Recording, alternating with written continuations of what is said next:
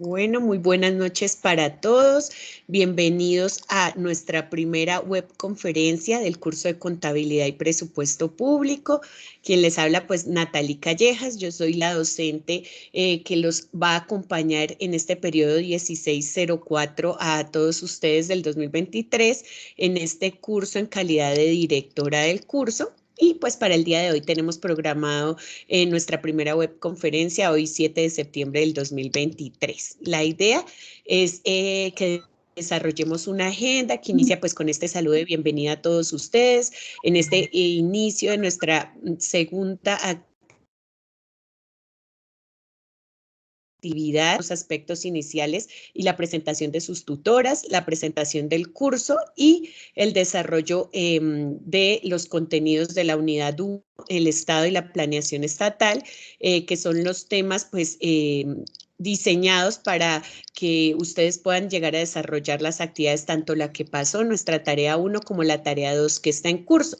Finalmente, pues vamos a revisar la guía de actividades para resolver cualquier duda e inquietud que ustedes tengan.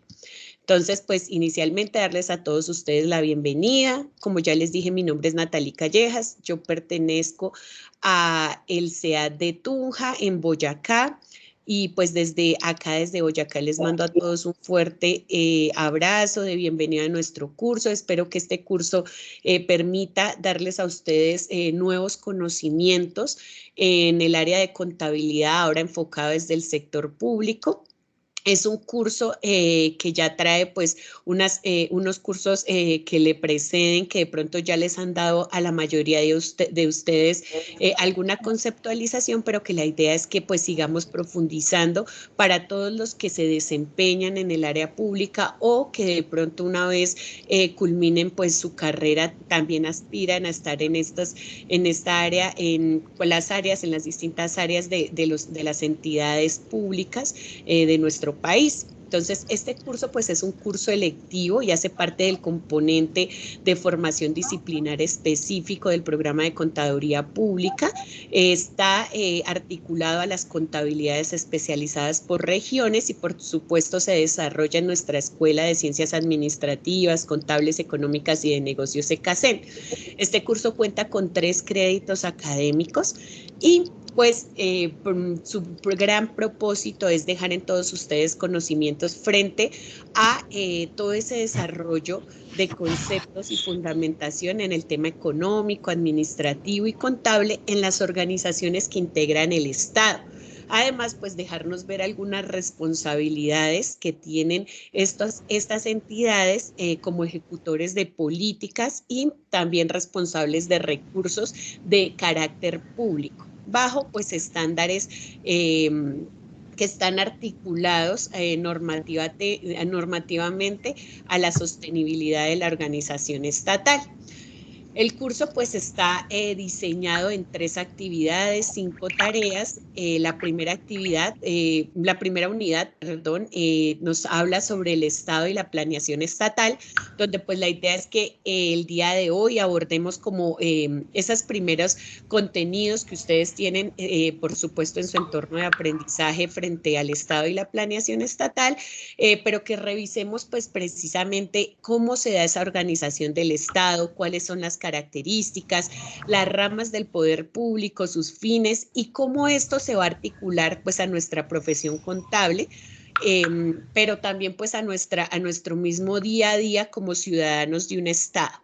La segunda unidad pues ya nos habla del ingreso público y del gasto público, entonces en esta unidad tanto sus tutoras como yo en calidad de directora vamos a estar muy pendientes de que ustedes puedan llegar a acercarse a esos conceptos de ingreso y gasto, pero ahora desde el enfoque de las entidades públicas y puedan llegar a revisar cómo se da ese proceso contable en el sector público que va a estar pues muy reglamentado, muy normatizado, al entender que así como en el sector privado las empresas operan bajo una dirección, una junta y tienen unos propósitos o unos fines lucrativos, en lo público también los entes territoriales deben cumplir con ciertos principios y propósitos para garantizar pues la satisfacción de necesidades. Entonces, esta unidad 2 nos va a permitir reforzar ese concepto de ingreso y gasto, pero ahora verlo desde el enfoque de público, desde el sector público, que es pues resorte de este curso. Finalmente,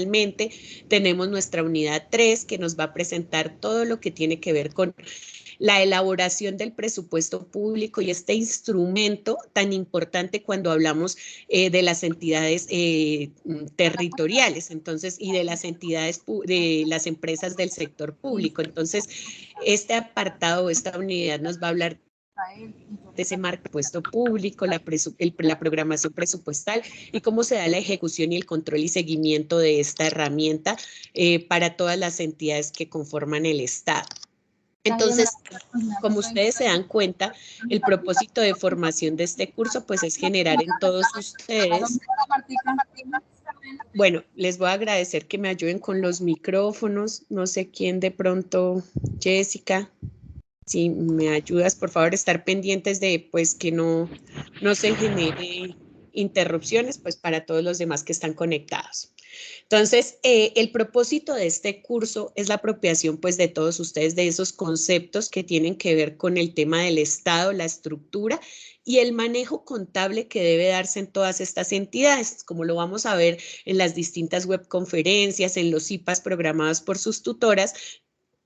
Así como en la parte privada nosotros respondemos a un marco normativo en el sector privado, para el sector público también nosotros vamos a tener un marco normativo que señala o orienta cómo nosotros debemos llegar a trasladar y revelar pues todas las operaciones contables de las entidades que pertenecen al sector público.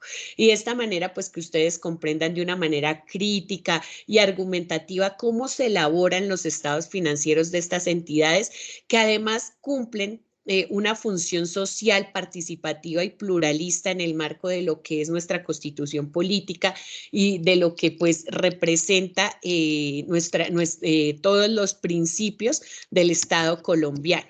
Este curso tiene 5 resultados de aprendizaje. El primero está pues asociado a que ustedes apropien todo lo que tiene que ver con la estructura del Estado, entendamos esas ramas del poder público y esos organismos que intervienen en las diferentes ramas del poder público, porque en sus roles y ejecución van a haber muchas funciones en las que estamos inmiscuidos nosotros los contadores que podemos llegar a trabajar en el sector público, pero también desde la parte privada vamos a ser objeto de control, de seguimiento, de monitoreo de estas entidades cuando ejercemos desde la parte privada también. Entonces es importante para nosotros entender cómo funciona el Estado, cómo existen unas organizaciones que ejercen un control, qué funciones tienen y cómo pues las materializan en su día a día. Un resultado de aprendizaje 2 que ya va a estar más relacionado a cómo el Estado ejecuta toda esa planeación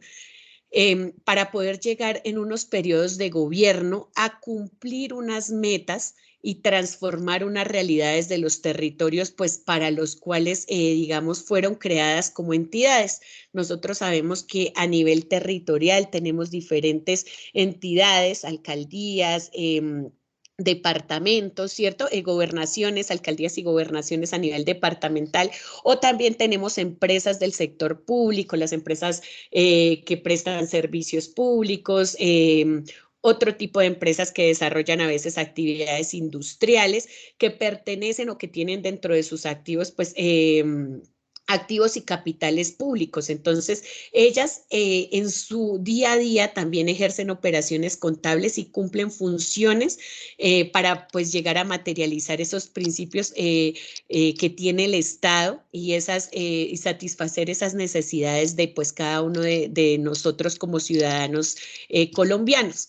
Hay un resultado de aprendizaje 3 que ya va a estar más orientado entonces a involucrarnos con un plan único de cuentas que existe ya para el sector público, en donde nosotros vamos a tener las diferentes definiciones de lo que hasta hoy conocemos, ingresos, gastos, activo, pasivo, pero desde un enfoque de registro en el sector público, cómo se registra en el sector público y cómo se presenta una herramienta muy importante en lo público que es el presupuesto. Entonces vamos a ver algunas diferencias del presupuesto desde el enfoque privado, ahora desde el enfoque público, porque en lo público el presupuesto cobra una relevancia muy grande.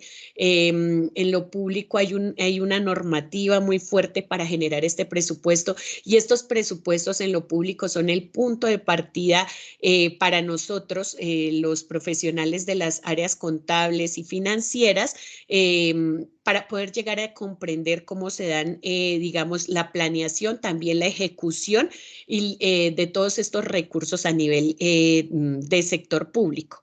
En el resultado de aprendizaje 4, pues ya vamos a profundizar en ese manejo del plan general de cuentas, ver las partidas, los rubros presupuestales, hasta llegar a comprender pues esos conceptos de norma internacional en un marco contable que aplican pues las entidades del sector público.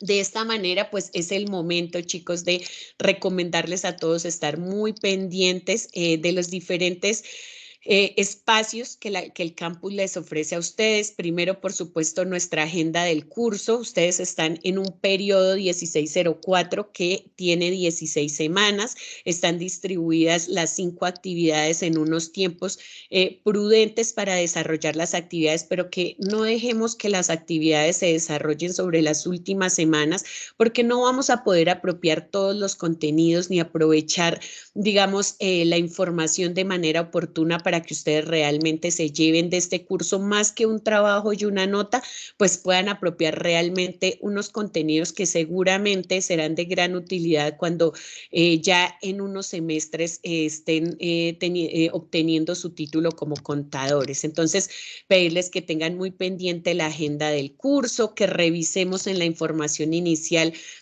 pues nuestros foros de noticias, los foros generales, para que pues estén enterados de efectivamente esas cositas que van apareciendo en el semestre y que son importantes que ustedes tengan en cuenta.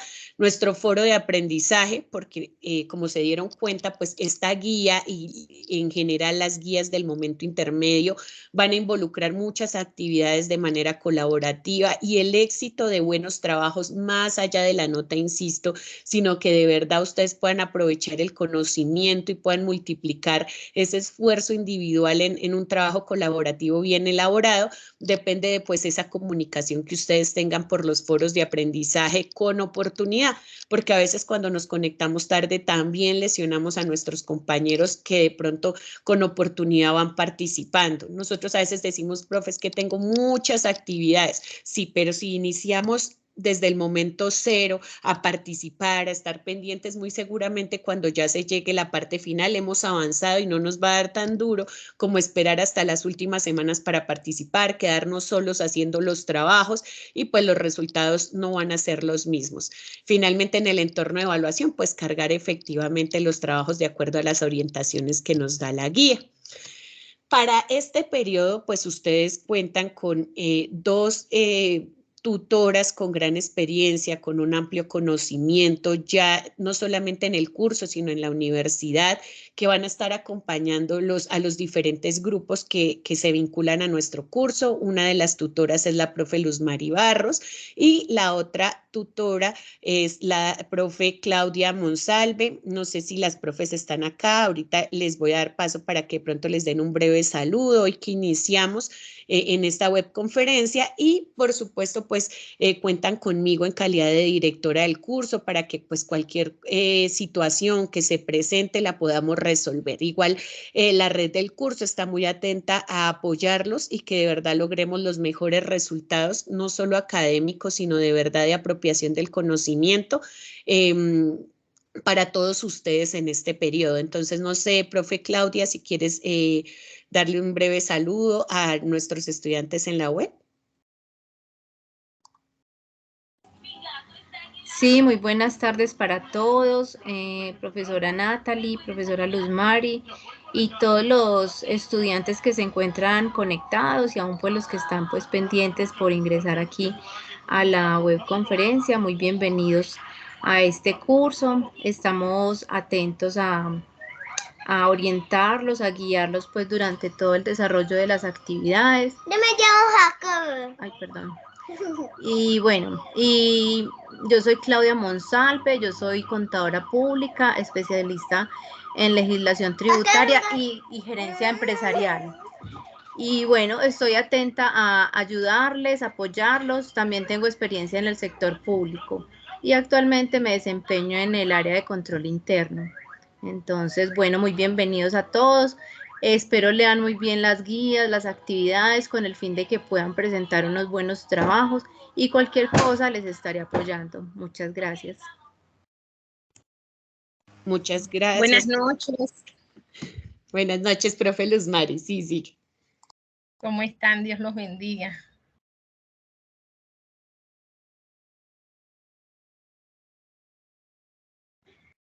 Bueno, es un placer estar otra vez con estas bellas damas en este curso.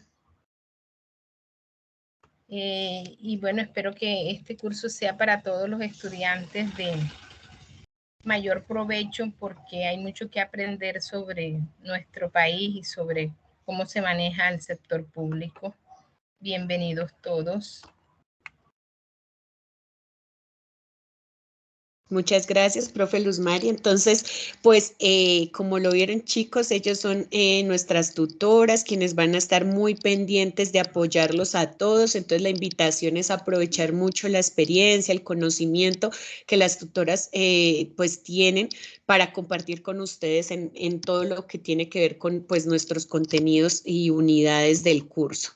Ya, pues continuando, ya hoy vamos a iniciar con aclarar algunos términos que trabajamos en esta tarea 1 y intentar pues dar un abrebocas hacia estos contenidos que nos presenta la tarea 2, de manera que ustedes vayan como clarificando esas investigaciones que ya hicieron en su tarea 1, que de pronto lo hicieron de manera individual, muy juiciosas algunas entregas pues de pronto todavía son susceptibles de mejorar. Nosotros siempre debemos intentar buscar mejorar.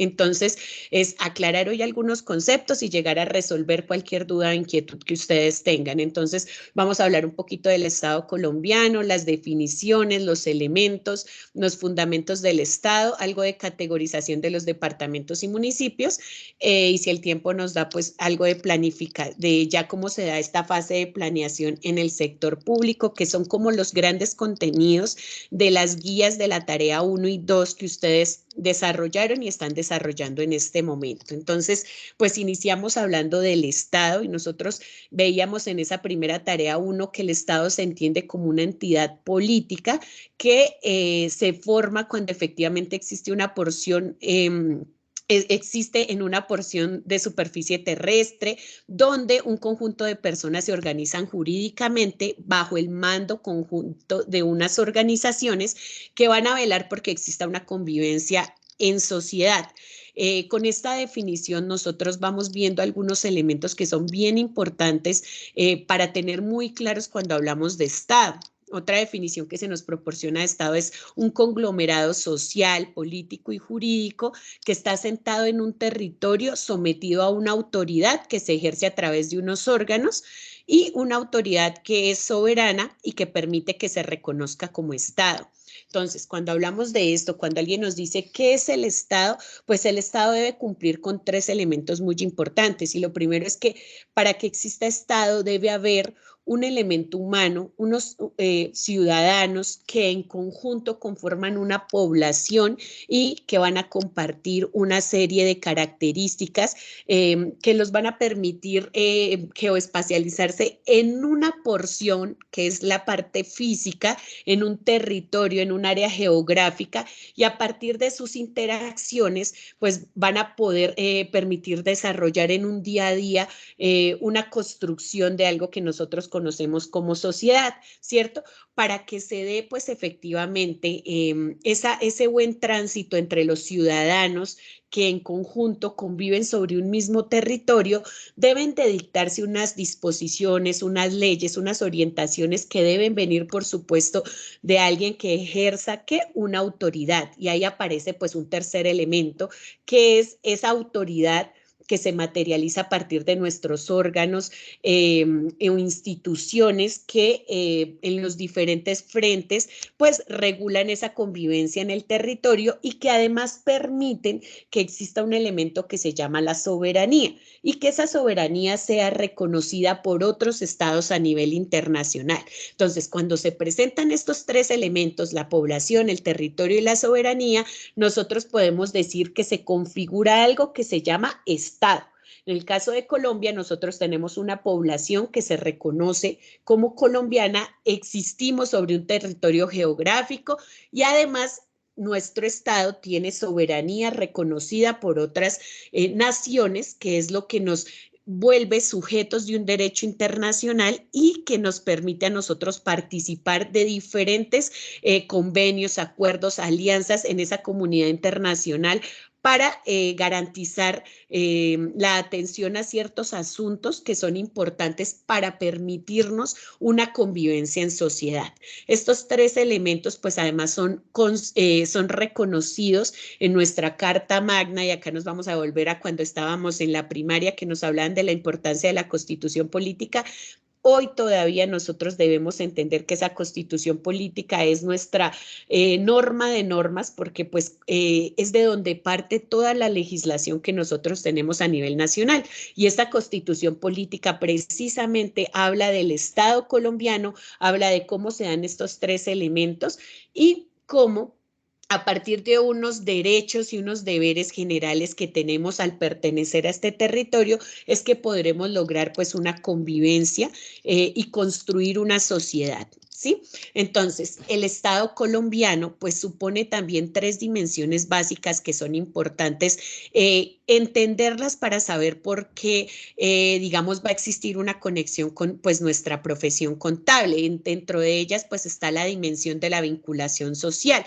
Entonces, el Estado colombiano entiende que existen unos poderes públicos que permiten que se pueda llegar a velar por una distribución e igualación de unos bienes materiales que se van generando en el Estado y que van permitiendo a partir de su administración y gestión poder llegar a atender las necesidades de la población, particularmente de cuál población, pues de la más vulnerable, de la más débil. ¿Y qué es una población vulnerable o débil? Cuando nosotros en Colombia identificamos ciertos grupos poblacionales que debido a su condición socioeconómica, a su condición geográfica, pues son susceptibles a necesitar del Estado pues mayor protección que otros grupos. Sin embargo, en Colombia pues por supuesto el Estado y sus autoridades deben velar por el bienestar y la calidad de vida de todos los que pues vivimos y estamos sobre el territorio nacional, y eso incluye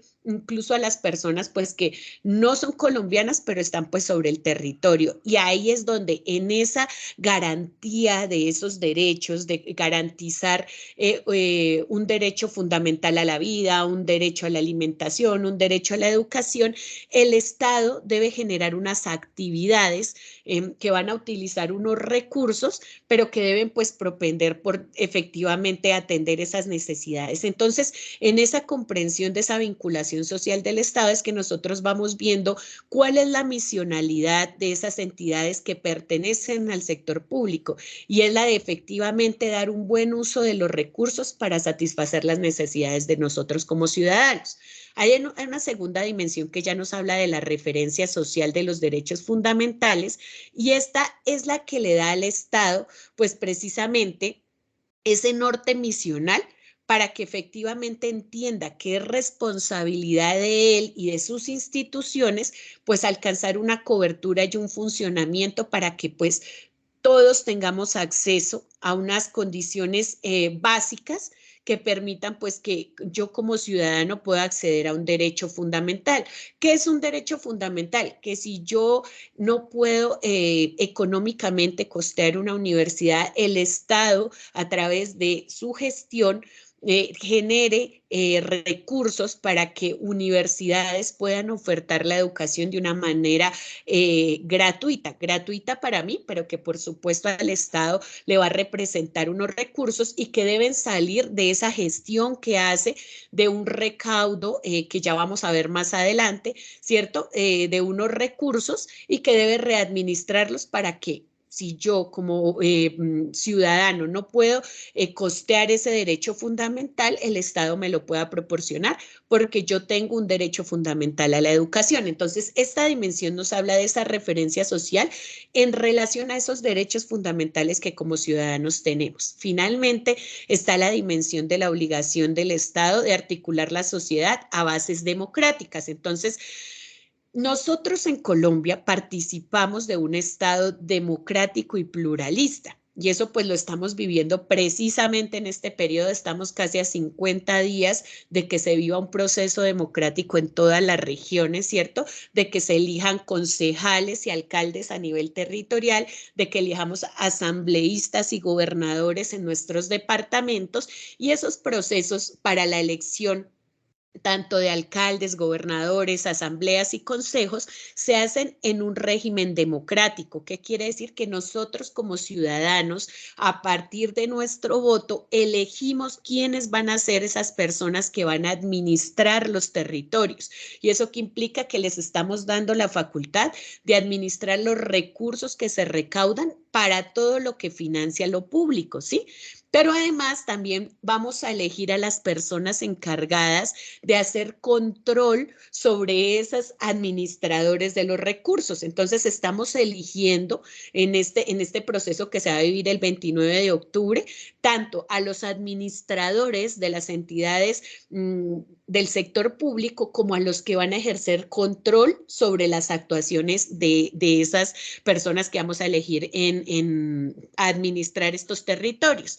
Y pues que nos habla nuestra Constitución y nos hablan estas dimensiones, de que sin distingo de raza, religión, condición social, económica, todos podamos participar de esos comicios electorales. ¿Qué quiere decir? Que si yo quiero ser concejal en Colombia, lo que yo necesito es pues ser ciudadana y presentar mi cédula o estar radicada hace mucho tiempo en Colombia y ya demostrar que efectivamente existe un arraigo y unas condiciones que me permiten representar a la población en la que me estoy presentando. Entonces, de esto nos habla esa dimensión frente a la democracia y el pluralismo.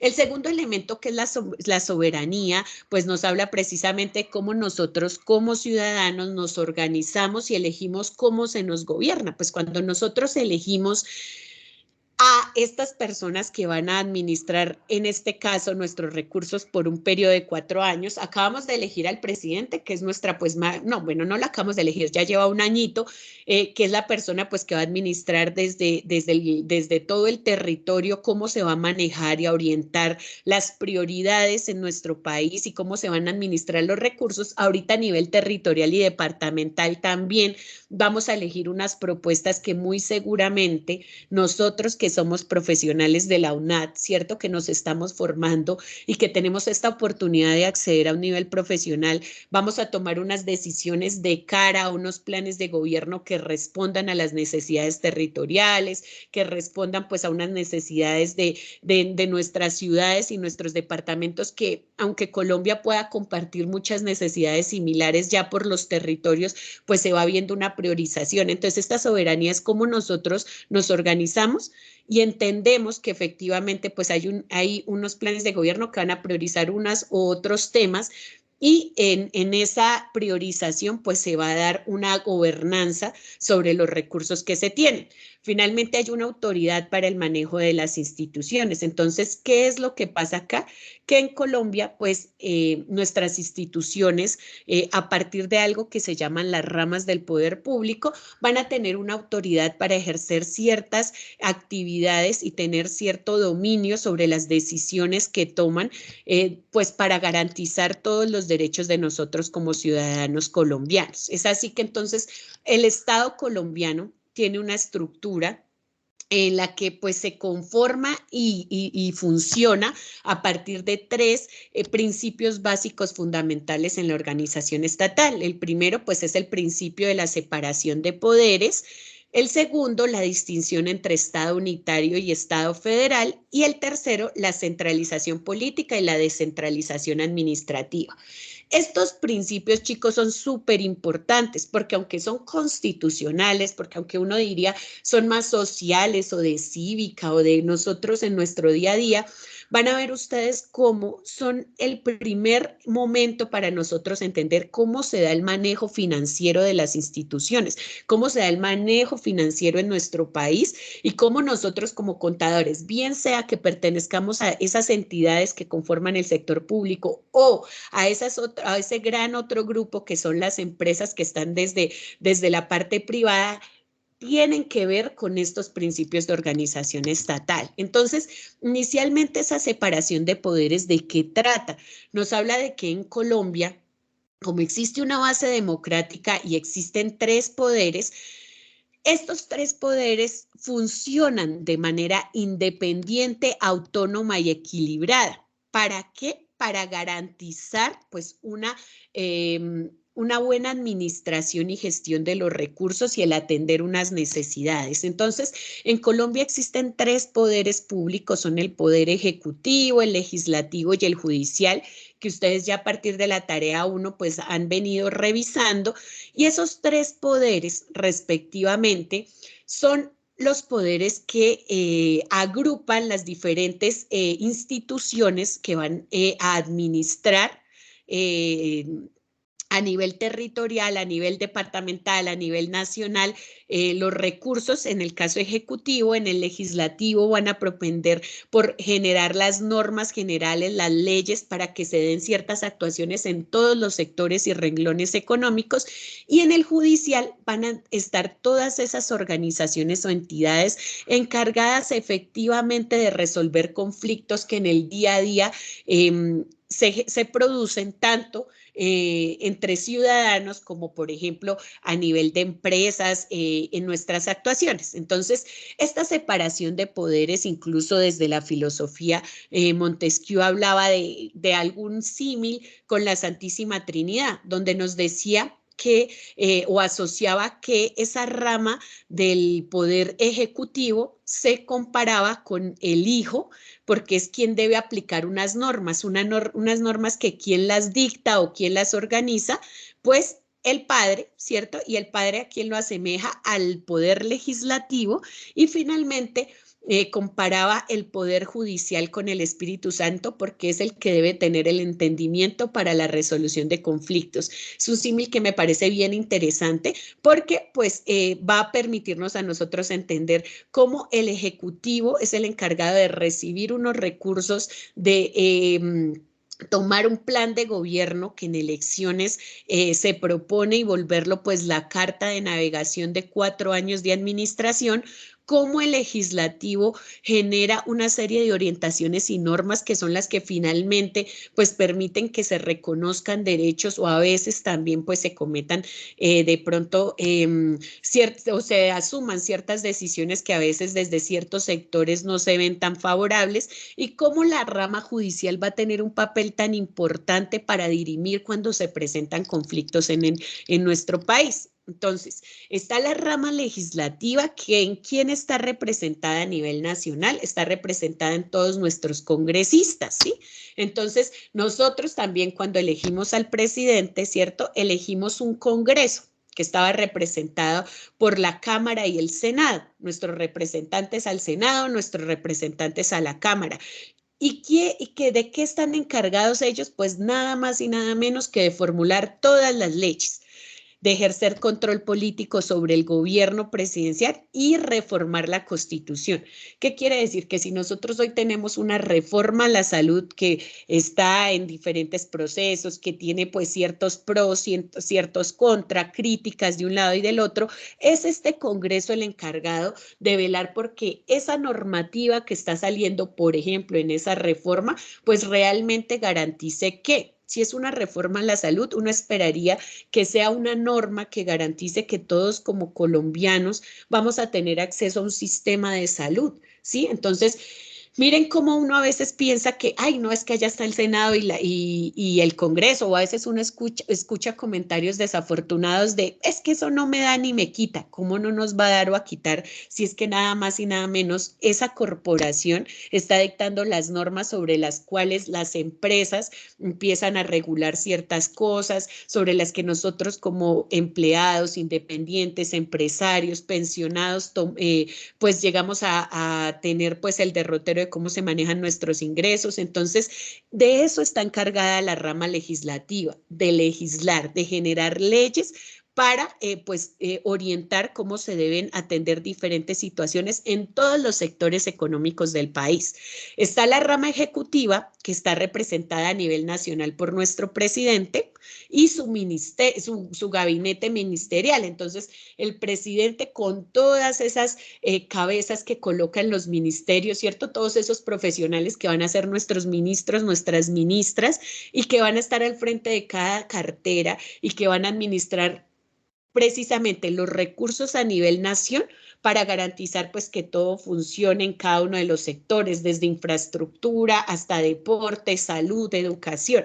Entonces, ¿de qué es encargada esa rama ejecutiva? Pues de planificar, orientar, impulsar todo lo que el legislativo pues nos ubica en leyes, ¿sí? De materializarlas y además pues orientar cómo se debe dar el gasto a nivel nacional. En la rama judicial van a estar las cortes y los tribunales. Entonces, allá tenemos a todos los jueces de la República que son los encargados de solucionar los conflictos, las controversias, todos esos procesos desafortunados, por ejemplo, de corrupción que llegan en nuestro país. Son las cortes las encargadas de impartir justicia, ¿cierto? De garantizar que los procesos sean transparentes y que se llegue a ofrecer justicia a las víctimas en cualquier tipo de proceso que se da a nivel nacional. Ahora, a nivel territorial, ¿qué tenemos? Nosotros en el Ejecutivo, entonces tenemos nuestros gobernadores, nuestros alcaldes, ¿cierto? En el Legislativo están las asambleas y están los consejos, que también generan pues a nivel territorial donde corresponda geográficamente unas orientaciones que pues por quién van a ser acatadas. Si ya estamos hablando de un nivel territorial, el Consejo de Tunja, por ejemplo, pues solo puede sacar acuerdos sobre la jurisdicción geográfica de Tunja, ¿sí? No es que lo que el Consejo de Tunja está sancionando en sus acuerdos se vaya a aplicar en Medellín o se vaya a aplicar en Cartagena, ¿cierto? Porque pues ellos tienen pues unas facultades de orden territorial municipal. Ah, pero que es el que está legislando es el Congreso de la República. Ah, no, pues allá los senadores, ellos iban lo que ellos llegan a determinar a partir de sus leyes, sí va a permear a todos los territorios, dado que este Congreso, pues sí, tiene una jurisdicción para orientar leyes que van para todo nuestro territorio, ¿sí? Entonces, esa es la diferencia, pero ¿por qué hablamos de una separación de poderes? Porque resulta que está el Ejecutivo, el Legislativo y el Judicial y cada uno opera con independencia. ¿Qué quiere decir? Que el Ejecutivo administra, planifica y tiene autonomía para esas decisiones. El Legislativo, a partir de su estudio de leyes, proyectos, también genera pues una autonomía para llegar a generar sus acuerdos, pero las cortes pues nada más y nada menos deben tener independencia para que efectivamente cuando ellos generan unos fallos pues no estén, digamos, supeditados a una rama ejecutiva o legislativa que coaccione esas decisiones en materia de impartir justicia en nuestro país. Entonces, por eso hablamos de una separación de poderes que trabajan de manera autónoma, pero que se colaboran entre ellos. Entonces, esto es lo que pues nos va a dar pues la primera orientación para nosotros ubicarnos en un estado y entender cómo operan las entidades o por qué a veces se dan ciertas situaciones que por competencia no pueden desarrollar una u otra entidad. Entonces, Otro de los principios de los que hablábamos, aparte del de separación de poderes, es pues del Estado unitario y el Estado federal.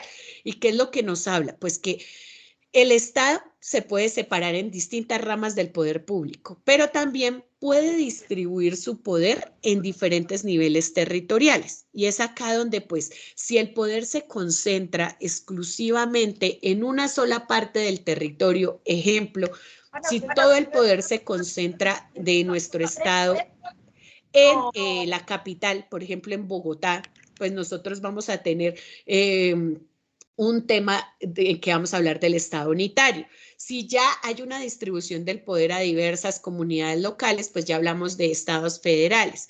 En general, pues todo esto va a verse desde dónde se toman las decisiones y qué tipo de decisiones, ¿cierto? En una ubicación geoespacial. Entonces, aquí se conecta ese tercer principio, que es la centralización política y la descentralización administrativa, de la que cuando nosotros hablamos de Colombia, pues somos partícipes. En Colombia hay una centralización política que lo que nos dice es que efectivamente acá en Colombia hay una concentración del poder y autoridad en un nivel superior del gobierno. ¿Eso qué quiere decir?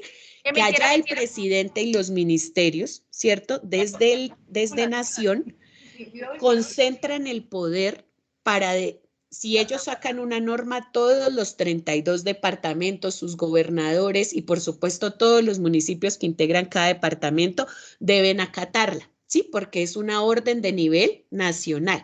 El gobierno central o nuestro gobierno nacional imparte decisiones políticas y toma decisiones pues para todos nuestros territorios. Entonces, ellos tienen el control sobre las cuestiones legislativas, sobre la política fiscal de nuestro país y toman pues decisiones importantes que van a impactar hacia todo nuestro territorio. ¿Cuál es una decisión importantísima que toman desde el orden central? La distribución del presupuesto. Entonces, ellos, ¿qué debe hacer el presidente allá en Bogotá? Entender que es que Bogotá es la capital, pero que tiene otros 32 departamentos, unos con más necesidades que otros, unos con necesidades de un orden diferente a otras necesidades de otros departamentos, y de esa manera, buscando la equidad, debe garantizar que todos los recursos que concentra la nación pues sean distribuidos de una manera equitativa, intentando que esos territorios que de pronto no producen el mismo nivel de ingreso, pues puedan llegar a tener recursos para al menos satisfacer las necesidades básicas de la población. Entonces, desde allá es desde donde se hace esa distribución, por ejemplo, de presupuesto, pero esto es solo un ejemplo de las decisiones que se toman desde el gobierno central y por qué hablamos de una centralización política en nuestro país. También hablamos de una descentralización administrativa. ¿Y qué es lo que sí pasa? Que si bien el presidente toma decisiones que van para todos los departamentos, administrativamente hablando, sí hay una transferencia desde la presidencia a los territorios. Y a los territorios, tanto a departamentos como a municipios, se les dan ciertas funciones y responsabilidades para que ellos como municipios, como departamentos, pues puedan direccionar ciertos recursos y puedan llegar a también tomar decisiones administrativas en sus territorios que garanticen que se atiendan las necesidades de manera urgente. Entonces, las autoridades locales, hablando de gobernadores y alcaldes o alcaldías y gobernaciones, pues tienen cierta autonomía administrativa sobre la toma de decisiones y sobre la gestión de ciertos asuntos administrativos. ¿Frente a qué? Frente, por ejemplo, a la utilización de ciertos recursos en materia de educación, de salud, de infraestructura, del ejercicio de políticas públicas en sus territorios y de cómo van a gestionar ciertas acciones para que sus territorios, que ellos conocen mejor que incluso pues el gobierno central, puedan llegar a, pues, a generar un desarrollo tanto territorial como de la población. Entonces, en esto consiste la centralización política y la descentralización administrativa que nuestra unidad 1 nos presenta. De esta manera, pues nosotros tenemos que en el sector público existe todo un marco legal que acompaña pues las entidades del sector público, ¿sí?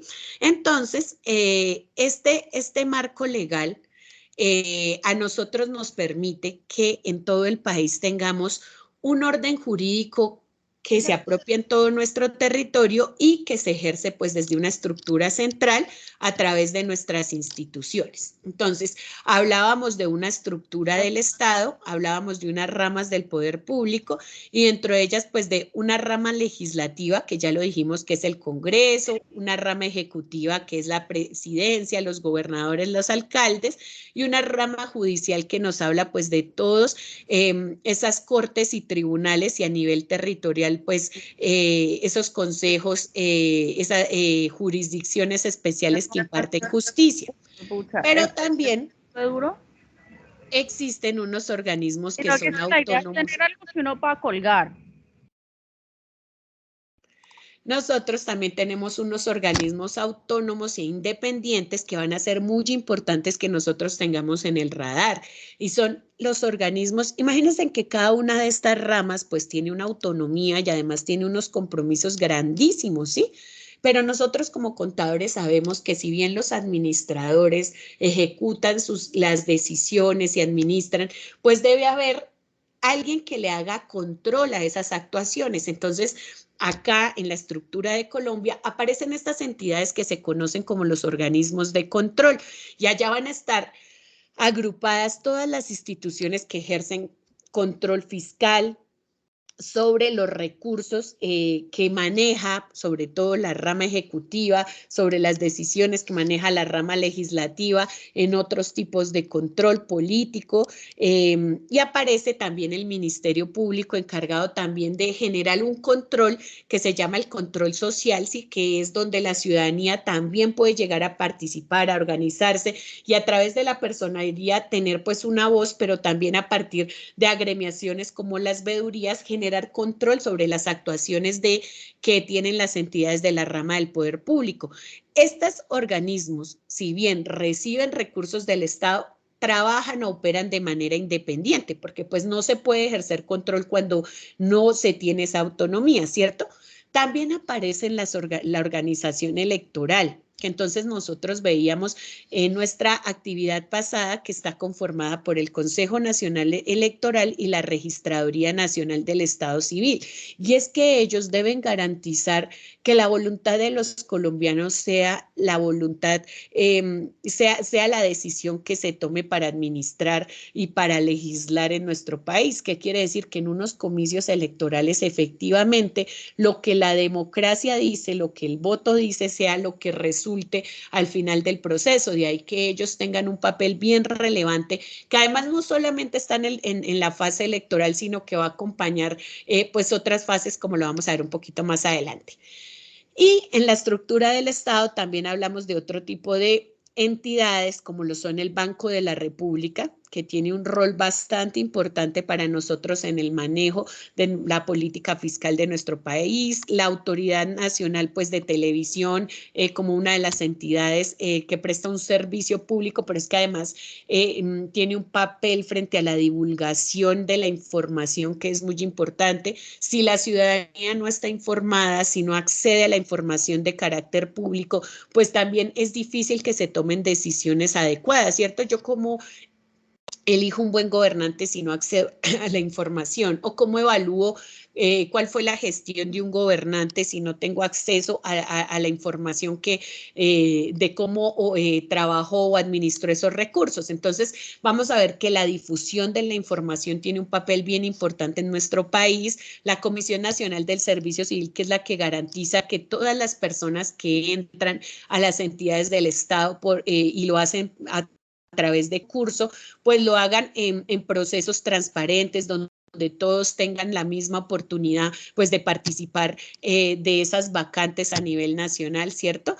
Para acceder pues a cargos en el sector público, los entes autónomos universitarios, las corporaciones autónomas regionales que tienen un papel bien importante frente a los territorios.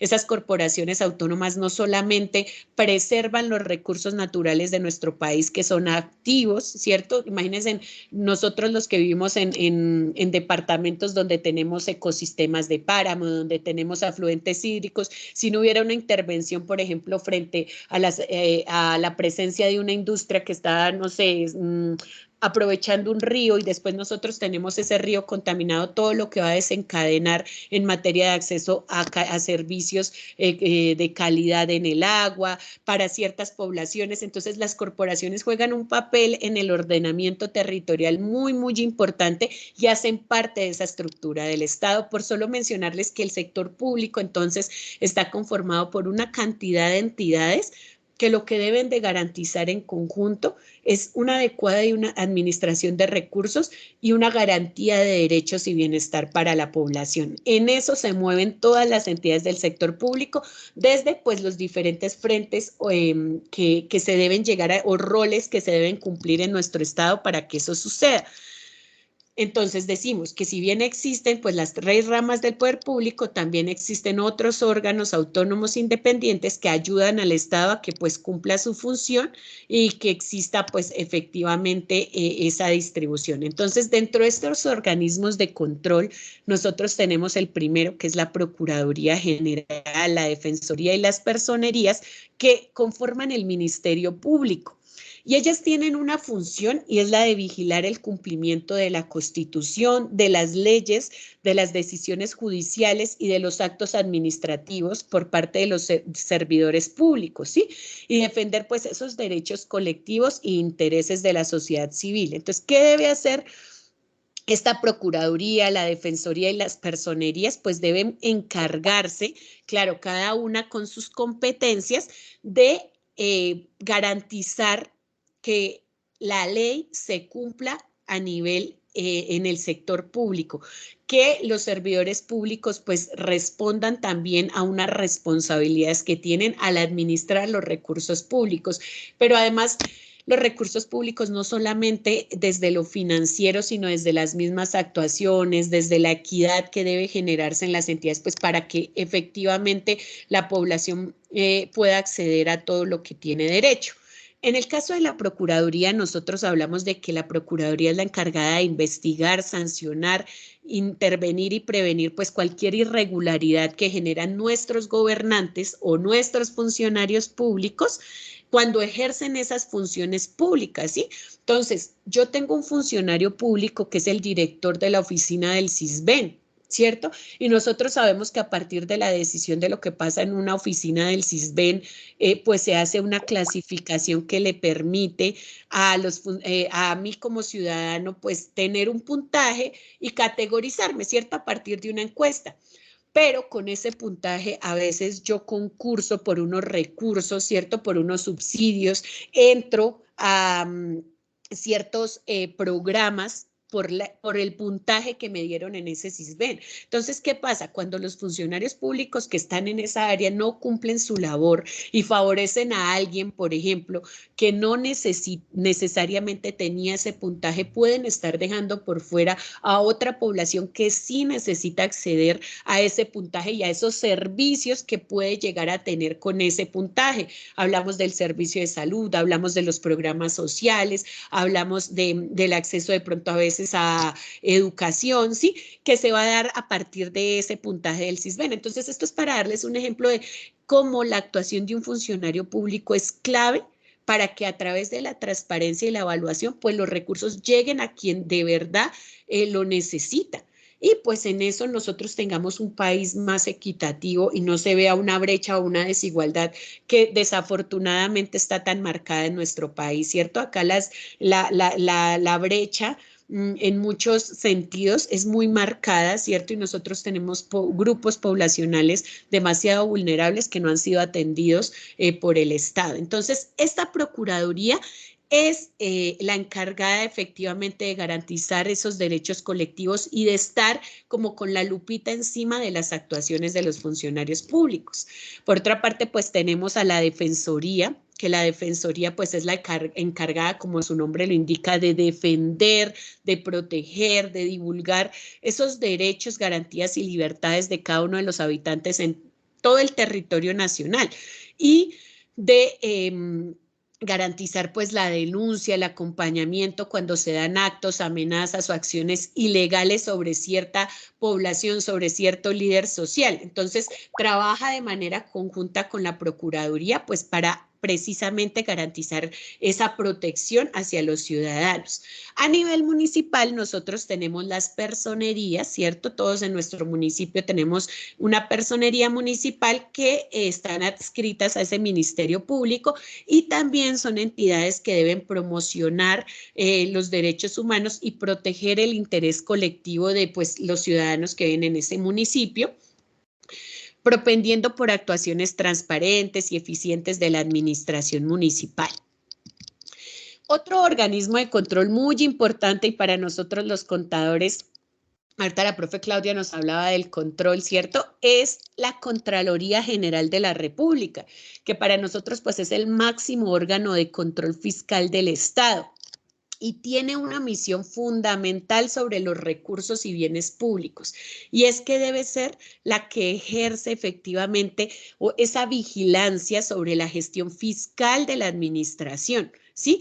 Que maneja fondos, que maneja recursos, que maneja los bienes que son colectivos, que son de interés público y que a través de esa administración de bienes, a través de la administración de ese efectivo que se recauda, a través de la administración de esos impuestos, pues logra actuaciones. Entonces la Contraloría es la que debe estar encima de que pues no haya una malversación de recursos, de que pues los recursos cumplan con una finalidad de atender proyectos de inversión que realmente pues se piensen para los territorios, que realmente se gaste lo justo, ¿sí? Entonces debe estar muy encima de esos procesos.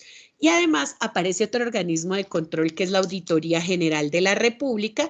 Esta auditoría pues es la encargada de ejercer vigilancia de la gestión fiscal y de la autonomía jurídica, administrativa, contractual y presupuestal, que está pues obviamente en cabeza del auditor general y que va a supervisar las actuaciones de la Contraloría. Entonces nosotros vemos cómo en la estructura del Estado existen entidades que ejercen control sobre las otras solo para garantizar que efectivamente esa misionalidad por la que fueron creadas pues se cumpla, ¿sí? En las que tienen que administrar los recursos pues se administren de manera transparente y adecuada y en las que ejercen control de garantizar que esas entidades administrativas pues cumplan con sus funciones constitucionales. En la organización electoral, pues ya nosotros tenemos una entidad como la Registraduría Nacional del Estado Civil, que además de ser esa entidad donde nosotros vamos cuando tenemos un niño y lo registramos y decimos es ciudadano colombiano, y al decir que es ciudadano colombiano va a acceder a todo lo que el Estado debe brindarle, ¿cierto? A esos derechos fundamentales como colombiano, pues además de ese registro de la vida civil, pues ejerce un papel muy importante en los procesos electorales y en los mecanismos de participación ciudadana, donde pues debe velar por dar garantías para que efectivamente los colombianos puedan llegar en todos los niveles a participar en la gestión pública que se da de los recursos. Entonces yo como ciudadana, como docente de la UNAD, pero además como ciudadana acá de Tunja, tengo derecho a conocer cómo están administrando los recursos de mi municipio y eventualmente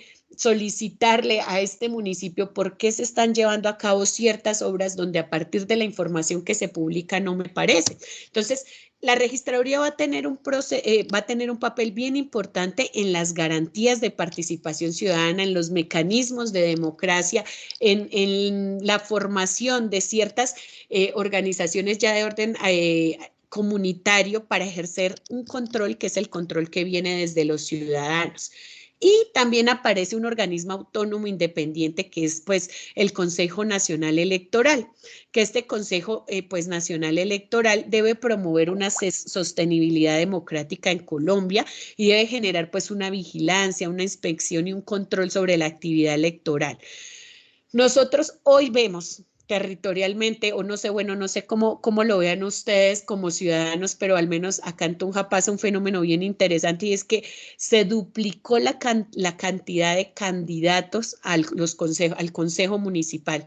Nosotros veníamos de tener 300 candidatos a tener hoy 600 candidatos inscritos, y eso electoralmente pues representa muchísimas cosas, y políticamente y administrativamente va a representar otras tantas. Entonces, estos consejos pues deben velar por muchas situaciones, pero además la ley 1909 del 2018 pues ya empezó a generar ciertas orientaciones o normativas que son importantes, y es que efectivamente en ese ejercicio de cómo se administra y se controlan los recursos aparezcan ciertas disposiciones para que las organizaciones políticas independientes puedan llegar a tener una participación y accedan a ciertos derechos cuando de pronto no son tan representativas como partidos políticos tradicionales. Entonces, esta ley, por ejemplo, nos habla de esos beneficios que se le da a esas bancadas que se declaran en oposición administrativa, que pues cuando ganan los alcaldes, ganan los gobernadores, ¿cierto? Uno dice, bueno, ganó el alcalde del Partido Conservador. Entonces, nosotros vemos que ciertas bancadas se declaran en oposición. ¿Y qué quiere decir? Que son bancadas que van a hacer un ejercicio de control porque no están alineados con la línea administrativa de ese alcalde. Pero acá no se trata pues de entorpecer los proyectos que llegue a hacer ese alcalde o ese departamento, sino pues de verdad de hacer un ejercicio en el que también exista un control político desde la oposición.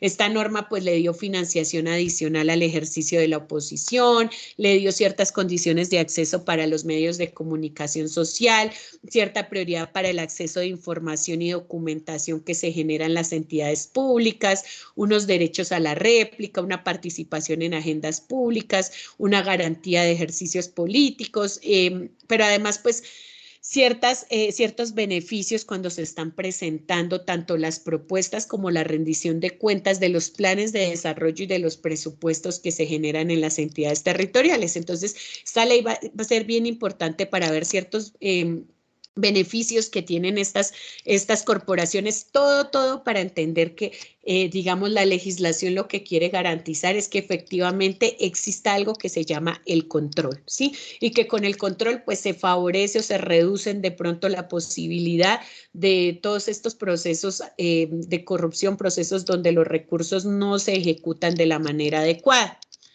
Finalmente, hay una organización territorial en nuestro país que se da a partir de la división político-administrativa que se da en todo nuestro territorio. Entonces, nosotros hablamos de que en Colombia nuestra organización territorial está dada por una división político-administrativa que se da a partir de 32 departamentos. Esos departamentos, cada uno está conformado por municipios. Nosotros tenemos en Colombia 2 distritos capitales, nuestro distrito capital que es Bogotá, nuestro distrito turístico que es Cartagena, y además se reconocen unos territorios donde están las comunidades indígenas, donde se da pues además una presencia de unas figuras administrativas conocidas como cabildos, que pues o consejos pues elegidos, resguardos, donde pues está la población indígena, que es una población pues particularmente protegida, porque pues hace parte de un grupo poblacional especial que merece protección, dado pues todos sus aportes en distintos órdenes, en distintos sectores, pero además pues que en su misma administración van a tener ciertas condiciones que hacen que el Estado deba garantizar ciertos derechos, incluso políticos o administrativos, en su forma de tomar ciertas actuaciones. Entonces aparecen todos estos territorios o comunidades, territorios donde están las comunidades indígenas y que a nivel territorial pues también van a tener unas particularidades en nuestro Estado. Entonces, con esta organización territorial, nuestra constitución política reconoce como entidades territoriales los departamentos, los distritos, los municipios y los territorios indígenas, y les da a ellos, pues, unas facultades de autonomía para la gestión de sus intereses, pues obvio enmarcados dentro de las leyes nacionales y nuestra constitución política.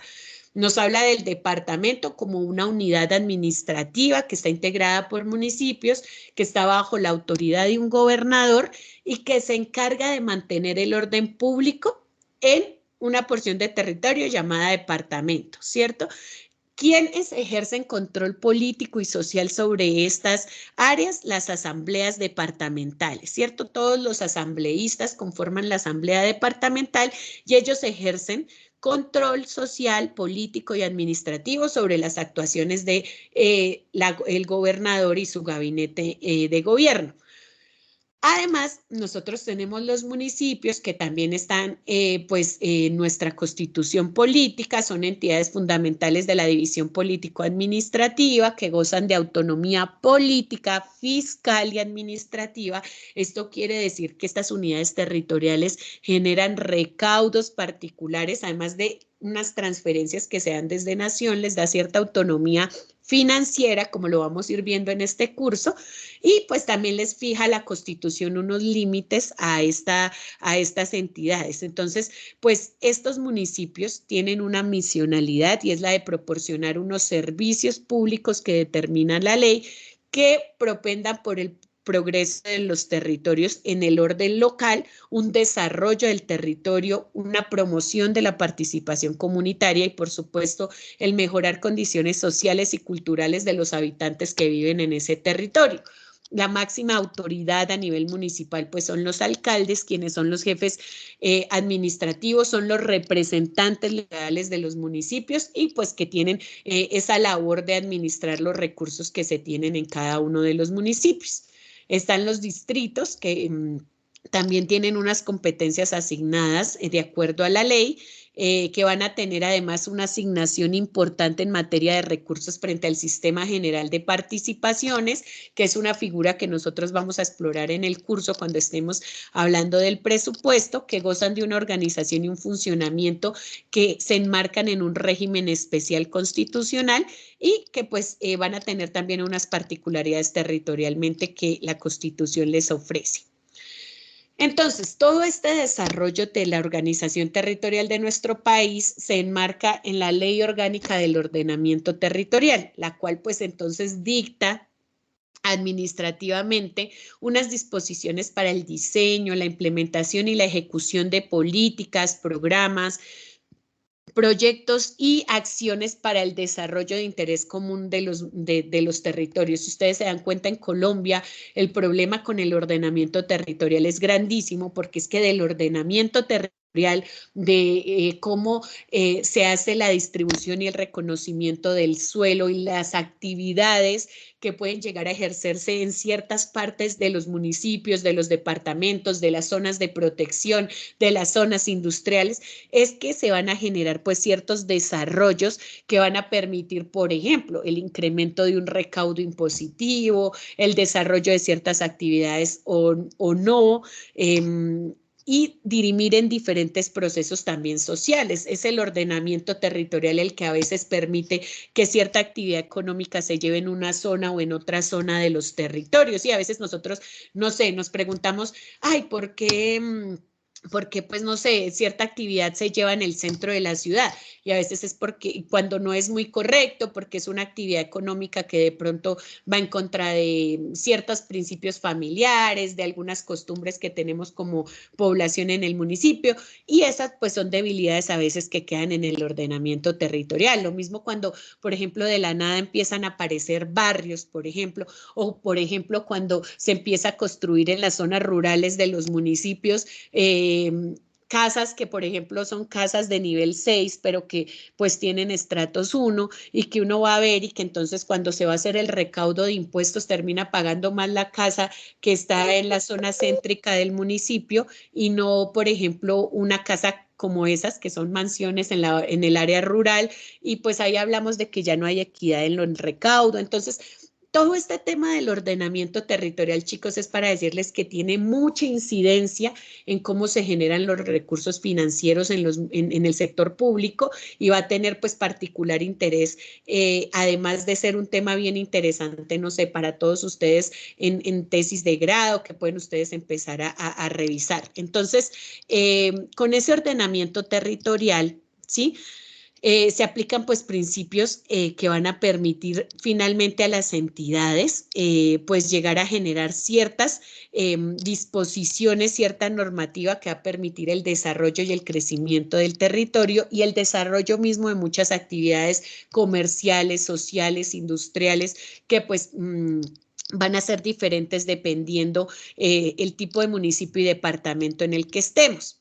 De ahí que pues en materia de recursos nosotros tengamos a nivel nacional una categorización de departamentos, municipios y distritos. Entonces, la ley 617 del 2000 nos habla de una categorización presupuestal de nuestros departamentos. Y entonces dice que teniendo en cuenta la capacidad de gestión administrativa y fiscal que se da en los departamentos y de acuerdo a la población e ingresos corrientes que se dan en ese departamento, los departamentos se pueden clasificar en 4 categorías. Entonces, ¿qué quiere decir?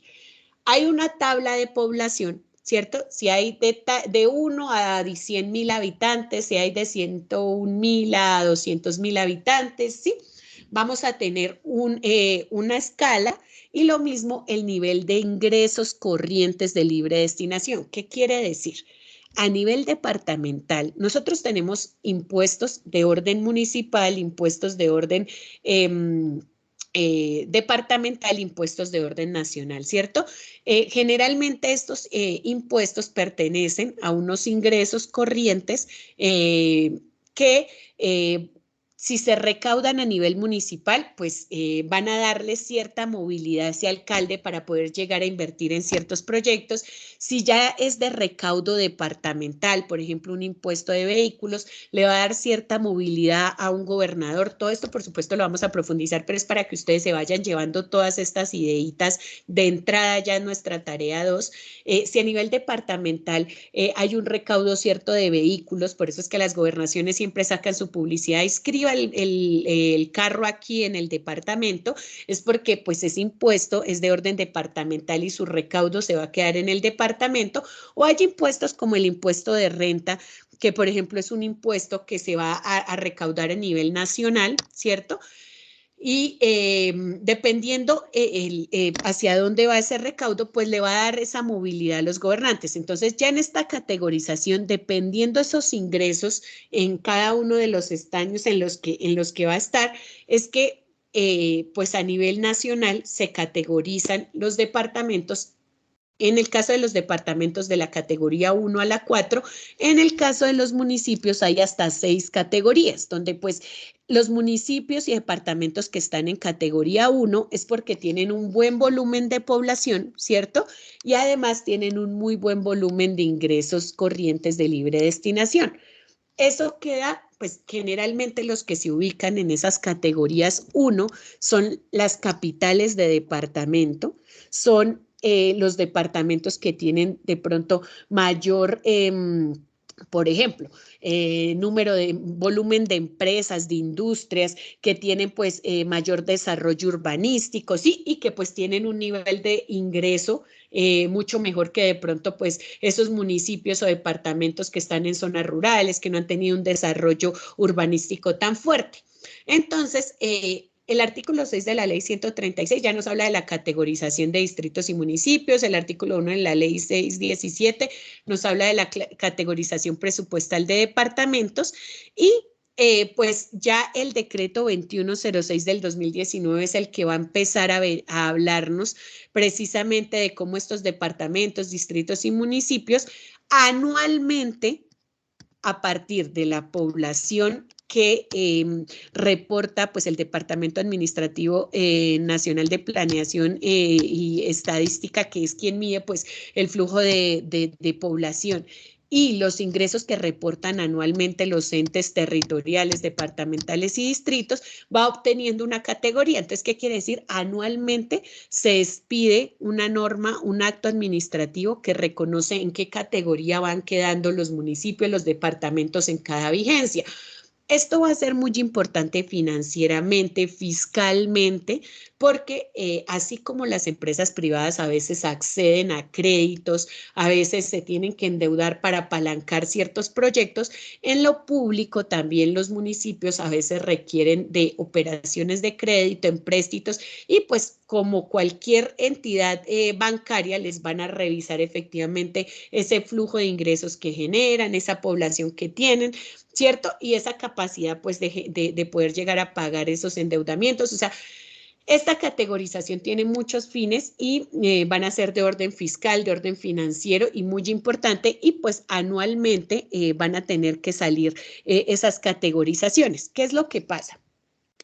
Aparece una entidad que es la Contaduría General de la Nación. La Contaduría es la que pues da disposiciones frente a este tema de la categorización presupuestal y le permite a los municipios que reconozcan o expidan hasta antes del 30 de octubre pues sus actos administrativos donde reconozcan a partir de la tabla con su población, con sus recursos, en qué categoría están. Si no lo hacen, la contaduría en el mes de noviembre, en el mes de diciembre, toma todos esos municipios que no expidieron el acto administrativo, revisa con la tabla y el reporte que se le da de población y de recursos del año inmediatamente anterior, cómo quedaron ubicados, y es la contaduría quien genera pues un acto administrativo donde reconoce esas categorías de los departamentos, municipios y distritos. Pero todo esto, para que ustedes lo puedan profundizar y seguir apropiándolo, lo encuentran en el decreto 2106 del 2019. Además, pues digamos que esta categorización puntualmente nos habla de un proceso en el que deben existir unos límites definidos de población de ingresos corrientes de libre destinación. Acá ya es importante que nos vayamos llevando esos términos, chicos, y ustedes así se inquieten hoy por ir a buscarlos, ir y profundizar, y el valor máximo definido para los gastos para que funcionen las entidades. Entonces, este proceso también tiene pues una relevancia importante, porque dependiendo la categoría es que les permite también generar pues ciertas asignaciones en el gasto de funcionamiento de esos recursos. Y pues esto, como les decía, pues lo generan desde la Contaduría General. Nosotros a nivel nacional también tenemos un Contralor General de la República, quien pues es el encargado o es la cabeza visible de la Contaduría General, y quien pues también va a tener unas funciones en materia contable a nivel nacional y de expedir pues todos estos lineamientos. Entonces, el DANE y el Contralor General son los encargados de manejar todo este proceso de categorización y generar pues este proceso cada vigencia. Eso quiere decir que anualmente sucede esta categorización de departamentos, municipios y distritos. Y entendiendo ya, chicos, este proceso de entendernos en un Estado, de una separación de poderes, de unos principios constitucionales, de una organización territorial que llega hasta un nivel de categorización de departamentos, municipios y distritos, es que ya entramos en esa fase de hablar de la planeación del Estado. Entonces, ¿qué pasa? A nivel estatal también existe un propósito para que las entidades cumplan con unos lineamientos estratégicos de acuerdo a los objetos misionales que tienen, que como lo hemos repetido, es garantizar la satisfacción de necesidades de la población donde pues está cada alcaldía o cada departamento. Entonces, todos los entes del sector público deben direccionar sus acciones para que efectivamente haya una administración de recursos eficaz y haya una aplicación de normas y lineamientos que garantice el bienestar de la población. De ahí que el sistema de planeación estatal tenga un propósito como entidad de orientar esos lineamientos estratégicos para que pues se puedan cumplir pues con toda esa garantía de derechos que tiene la población. Entonces, el sistema de planeación estatal tiene 4 momentos. El primer momento lo estamos nosotros viviendo en este momento, perdón la redundancia, pero es hoy. Todos ustedes, yo creo que en sus territorios están viendo una cantidad de candidatos a las alcaldías y gobernaciones, ¿cierto? Y ellos cómo se presentan, o yo como ciudadano, ¿qué es lo que elijo? No es que yo elija a Pepito del partido X o a Sutanito del otro partido, no. Ellos se presentan porque asumen un liderazgo de ese territorio, llámese municipio, llámese departamento, y en ese liderazgo dicen: yo como candidato a la alcaldía de Tunja, yo hablo de Tunja porque soy de Tunja, yo como candidato a la alcaldía de Tunja reconozco que Tunja tiene problemáticas en esto y en esto, ¿cierto? A partir de esas grandes problemáticas que se visualizan en Tunja, ellos construyen un documento donde están unas propuestas. Entonces, Tunja tiene un problema gravísimo de movilidad. Tunja solo hay 2 vías que conectan de norte a sur. Cuando colapsan esas vías no hay por dónde movernos. Entonces yo propongo un sistema estratégico de movilidad. Esa propuesta, que resulta de una problemática del territorio al que ese candidato se está lanzando, se inscribe en algo que se llama el programa de gobierno. Entonces, ese programa de gobierno es un documento, es un instrumento con el que todos los candidatos a alcaldías y gobernaciones se inscribieron hace como un mes, ¿cierto?, en la registraduría, y dijeron: esta es mi bandera, esto es lo que yo le prometo a mis electores voy a cumplir si quedo elegido como el representante del municipio o del departamento. Entonces se convierte en esa promesa de campaña sobre la que los ciudadanos elegimos y decimos: sí, ese programa de gobierno es el que yo, con el que me siento vinculada como ciudadana de mi municipio, y lo voy a elegir. Y es muy importante porque lo que queda en ese programa de gobierno, lo que ellos proponen, acá no es como cuando estábamos en el colegio y el personerito prometía una piscina y nadie le hacía control, ¿cierto? No, aquí los alcaldes y gobernadores, lo que prometieron en este programa de gobierno, si llegan a ser elegidos, deben de hacerlo realidad. ¿Cómo lo hacen realidad? Entonces, acá en el programa de gobierno es una propuesta, es un compromiso de ese candidato a que si llega a ser elegido, va a hacer esas acciones en ese territorio, ¿cierto? En un segundo momento, cuando ya todos los ciudadanos lo elegimos a este candidato, esas propuestas, ese compromiso se debe materializar. ¿Y se materializa en qué? Se materializa en un plan de desarrollo. Entonces, los ciudadanos y los candidatos vamos a un proceso electoral, ¿cierto?, donde nosotros como ciudadanos leemos muy bien esos programas de gobierno, escogemos el programa de gobierno del candidato que pues entiende mejor las necesidades de mi municipio, de mi departamento, me filio con ese programa de gobierno, lo elijo, y cuando ya lo he elegido, él empieza a desarrollar un segundo instrumento que se llama el plan de desarrollo, ¿sí? Entonces, esas propuestas del plan de gobierno pasan al plan de desarrollo, pero ya no pasan como una promesa o un compromiso, ya pasan como la carta de navegación de los 4 años de ese alcalde, de ese gobernador, o en este caso de nuestro presidente. Lo que él puso en su plan de gobierno hoy debe volverse algo materializable en el plan de desarrollo, ¿cierto? Entonces, en ese plan de desarrollo, ¿qué es lo que ya pasa? Deja de ser una promesa y ya se cuantifica. Entonces, listo, que un sistema estratégico de transporte, a ver, señor elegido, dígame qué va a hacer. No, voy a implementar al 100% el sistema estratégico de transporte. Entonces, en la primera vigencia voy a contratar los estudios y diseños. En la segunda vigencia me comprometo a iniciar, no sé, la concertación con los entes de transporte, con las entidades, con las instituciones de transporte. En el tercero, a verificar la malla vial, y en el cuarto ya implementar como tal el sistema, ¿sí? Entonces, vigencia ya en el plan de desarrollo va a decir qué va a hacer, pero además lo va a aterrizar con los recursos financieros que tiene ese municipio, que tiene ese departamento, para volver esa promesa una realidad, ¿sí? Entonces, ahí ya hay un indicador, unas metas que se deben lograr en un cuatrienio, que es para lo que se eligen los alcaldes, los gobernadores y el presidente, un periodo de 4 años, y además le asigna los recursos financieros con los que los va a volver realidad. Entonces, en esa planeación que se debe dar durante los primeros meses en que son elegidos, entonces acuérdense que el plan en el caso de Colombia se dio durante los primeros 6, 7, 8 meses de cuando fue elegido pues nuestro presidente, que es Gustavo Petro. Hoy los alcaldes y gobernadores van a ser elegidos en unos comicios de octubre, pero ellos tienen hasta el mes de abril para volver esos planes de gobierno planes de desarrollo, ponerles metas, ponerles recursos y empezar a ejecutarlos en esa vigencia. Y ya, cuando radican su plan de desarrollo, en el caso de los alcaldes, a los consejos y en el caso de los gobernadores a las asambleas, empiezan unas discusiones donde nuestros honorables concejales, nuestros honorables asambleístas en todos los departamentos y municipios empiezan a discutir esos planes de desarrollo y tienen la facultad de decirle, venga, señor alcalde, usted está comprometiendo muy poquito o mucho, aterrícelo, puntualícelo, ¿sí?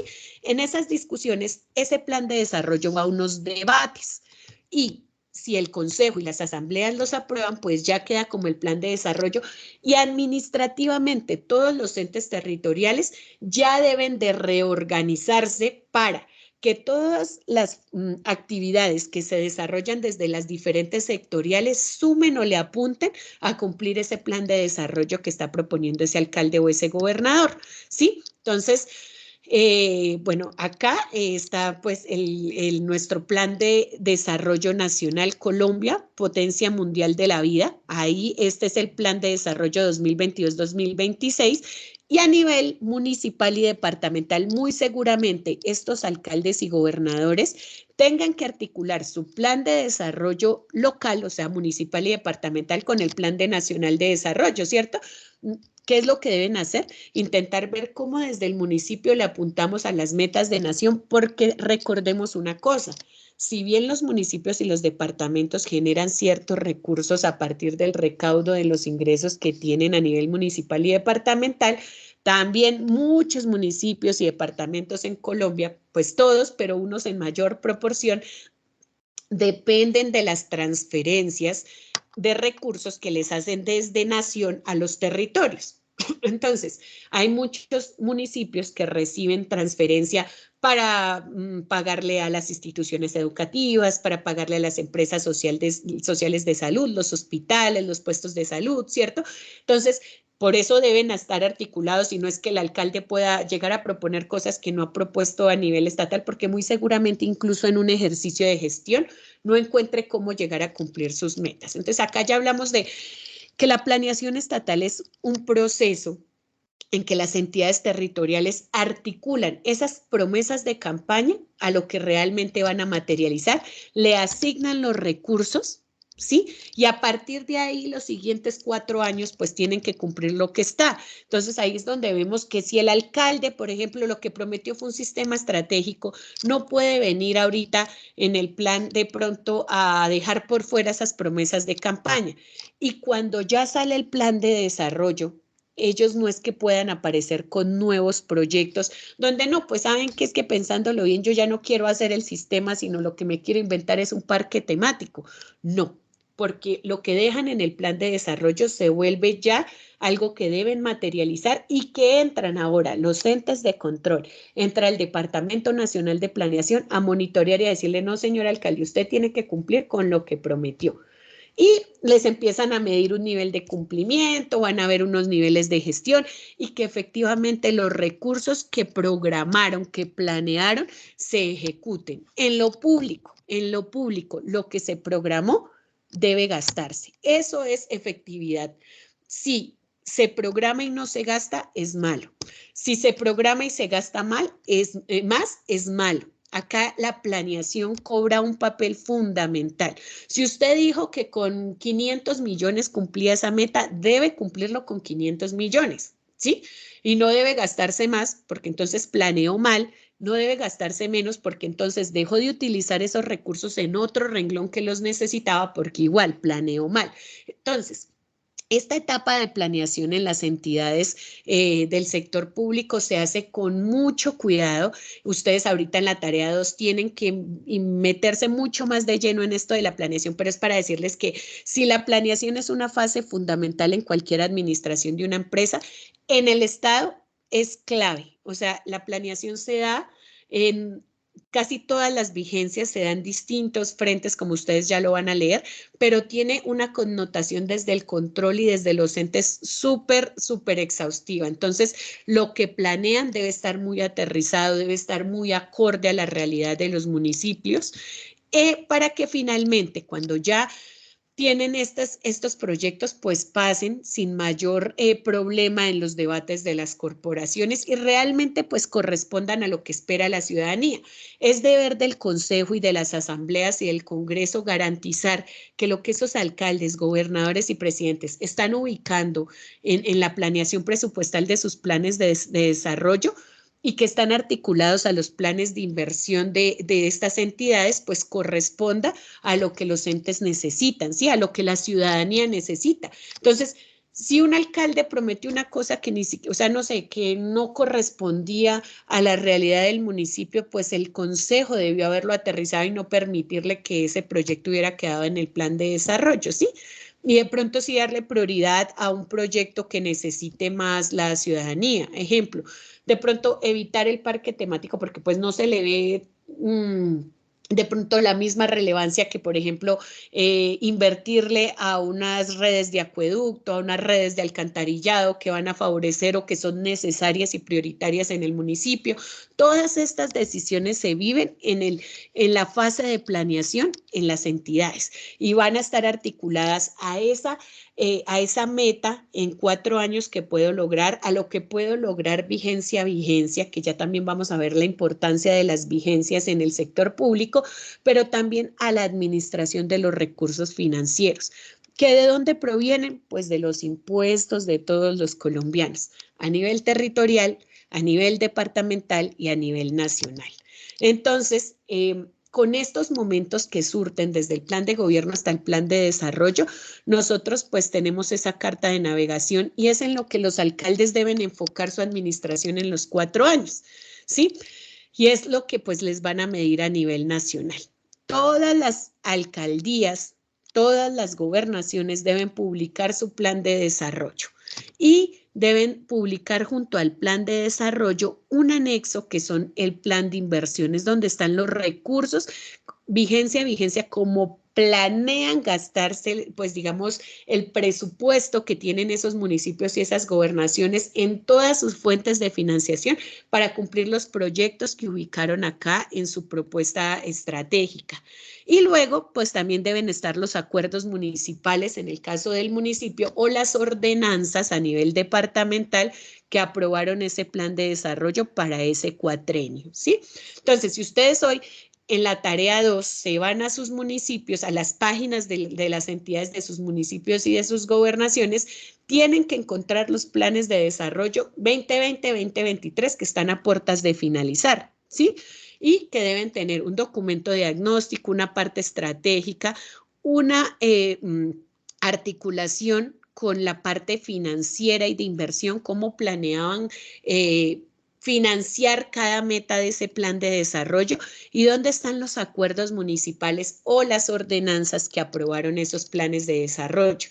Y esas son las promesas de cada uno de los gobernadores y alcaldes que incluso nosotros como ciudadanos hoy podríamos llegar a discutir en un ejercicio de control social.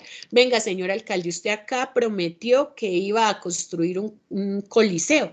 ¿Dónde está ese coliseo 4 años después de que se acabó su administración? Y a partir de un ejercicio de control social respaldado en los entes de control, hacer que rinda cuentas esa administración sobre esa promesa de campaña que hizo. Entonces, esto a grosso modo, chicos, pues es pues lo que les quería presentar de manera introductoria, que va a ser profundizado por cada una de sus tutoras en los IPAs que se van a desarrollar la próxima semana, pero que pues ya espero que los inquiete a ustedes a empezar a seguir profundizando, a no quedarnos simplemente con una definición, sino que entendamos que comprender la dinámica del sector público implica irnos muy a fondo y empezar a hilar un poquito más finito en esas temáticas que se han desarrollado. De esa manera, pues invitarlos a que desarrollemos nuestra guía de actividades, la guía de la tarea 2, reconocer la estructura del Estado colombiano y sus funciones de planeación estratégica, la cual pues empezó desde el jueves 31 de agosto, está en curso y finaliza en 20 días, el miércoles 27 de septiembre del 2023, ¿sí? Entonces, Recuerden que nuestra guía señala que los aportes que se hacen 3 días antes ya no son considerados ni para hacer realimentación ni dentro de la nota que asignan las tutoras. Entonces es muy importante que si hoy todavía no hemos participado, pues participemos. Esta actividad es colaborativa, entonces los 5 miembros del equipo deben participar y seguir las instrucciones que nos da la guía. Inicialmente, pues nos propone que revisen todas esas lecturas de la unidad 1, que aprovechen de pronto esta webconferencia, pero además los CIPAs que van a desarrollar sus tutoras para seguir profundizando sobre la organización del Estado colombiano y realicen un mapa conceptual sobre esa estructura, donde no utilicemos pues PowerPoint ni Word, porque además ustedes saben que nosotros los profesionales de la UNAD, yo ahí me vinculo como una líder de este modelo virtual que ustedes están desarrollando, deben además generar una cantidad de competencias para manejar otras aplicaciones. Entonces la invitación es a que exploremos Miro, exploremos Lucidchart, exploremos otra cantidad de herramientas. Hoy ustedes incluso nos ganan en todo ese manejo online de herramientas, entonces para que las exploren y a partir de ellas desarrollemos este mapa conceptual cuya temática es la estructura del Estado colombiano. ¿Sí? Hoy vieron un ejemplo muy básico de mi webconferencia. Yo espero que en esos foros nos dejen de verdad unos mapas conceptuales que permitan dar cuenta de que ustedes exploraron a profundidad lo que es esa estructura del Estado, considerando las ramas del poder público, los organismos de control, las otras entidades que lo componen. ¿Sí? Una actividad 2 que nos habla de investigar y presentar una explicación de en qué consiste esa planeación estatal, para qué sirve, en dónde aplica y no olviden todo lo que ustedes tomen, porque así lo redacten con sus palabras, nosotros nos fundamentamos en documentos. Primero, recomendarles que sean documentos de páginas pues científicas, de páginas de gobierno, ¿sí? En el caso pues de nuestro curso aplican las páginas oficiales de ministerios, de la presidencia, pero que sean de ese tipo de páginas que ustedes de verdad pues si toman un conocimiento, sea un conocimiento adecuado y lo estén pues bajando o apropiando de manera adecuada y no que pues sigan fuentes que de pronto no son las mejores para nosotros en este proceso académico. La tercera es que en relación a esas lecturas ustedes expresen con sus propias palabras. Ojo, porque es que nosotros pasamos todos esos documentos por Turnitin y si el Turnitin nos demuestra un índice de similitud muy alto, pues simplemente no seguimos la instrucción que nos dio la guía. Entonces, ustedes deben redactar, deben hacer un ejercicio de redacción y muy argumentativo. ¿Qué es el plan de desarrollo y cuáles son los principales componentes? Aquí ya en la web vimos que planes de desarrollo se sacan a nivel nacional, a nivel departamental, a nivel municipal, ¿cierto? Entonces, ¿qué es ese plan de desarrollo y qué es lo que compone ese documento de plan de desarrollo, ¿cierto? Hablamos de un diagnóstico, hablamos de una parte estratégica, de un plan de inversiones, de un acuerdo, de una ordenanza, ¿cierto? Que es el que materializa ese plan. Vamos a explorarlo y lo vamos a ubicar muy bien con nuestras palabras en la actividad que van a entregar. Van a investigar en sus municipios, nosotros sabemos de qué municipio es cada uno de ustedes, así que la idea es que de verdad cada uno interiorice en su municipio y en la página web de la entidad en la que está su municipio, la nombren, revisen cómo está organizada. ¿Eso qué quiere decir? ¿Cómo es el organigrama de esa entidad? Les voy a dar un ejemplo. En Tunja hay un organigrama que habla de 18 dependencias que son la Secretaría de Planeación, la Secretaría de Gobierno, la Secretaría de Servicios Públicos. Hay 18 secretarías, pero además hay 4 entes descentralizados. ¿Qué es un ente descentralizado? Entonces, por ejemplo, aquí es el Hospital Metropolitano de Tunja, es el IRDET, que es el Instituto de Deporte, es Ecovivienda, que es la empresa que garantiza pues todos los proyectos constructivos de la ciudad, y es la Unidad de Ciencia y Tecnología e Innovación. Entonces, es que ustedes en ese organigrama vean cómo opera esa entidad, cómo tiene entes descentralizados, cómo tiene sectoriales, cómo las llaman en cada uno de sus municipios, qué servicios presta cada uno. Yo les hablé de una alcaldía, no sé si ustedes escojan de pronto hasta una gobernación. Identifiquen cuál es el principal problema que han tenido en materia pública y expliquen cómo lo han solucionado. ¿Y dónde vamos a ver cómo lo han solucionado? Hay algo que se llama los informes de rendición de cuentas. Vamos a ir a esos informes de rendición de cuentas y vamos a ver, por ejemplo, yo hoy les conté un problema de movilidad que tiene Tunja y es de verdad un proyecto que colocó el actual alcalde, es ir a buscar, venga, en el plan de desarrollo, ¿dónde habló de movilidad y qué hizo en materia de movilidad? ¿Qué prometió en materia de movilidad? Y en cada una de estas vigencias, ¿cómo atendió esa problemática? ¿Sí? Eso es de lo que trata esta actividad 4, que debe estar fundamentada en los organigramas de las entidades, en los informes de rendición de cuentas de las entidades, de cómo han venido solucionando sus problemas. Un problema, el que ustedes escojan. Una actividad 5 que nos habla de cómo considera que la organización pública puede mejorar el desarrollo económico y social de su región y del país como estudiante de ciencias económicas.